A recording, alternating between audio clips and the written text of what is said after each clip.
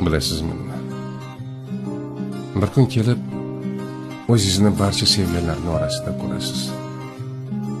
Yuragingiz hech siqilmay qo'yadi. Hech narsani o'ylamaysiz. Hamma yoq yorug' va nurli bo'ladi. Ko'z yoshlaringizga guvoh bo'lgan tun endi hech qachon kelmaydi. Insonlar boshqa bo'lmaydi. Yaqinlaringizni shifoxona eshigi oldida kutishga hojat qolmaydi. Sog'inchni his qilmaysiz.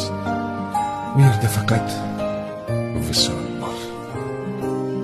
Va asta pichirlab shunday deysiz: alhamdulillah, nihoyat biz jannatdamiz. Ilohiy hammamizga nasib aylasin.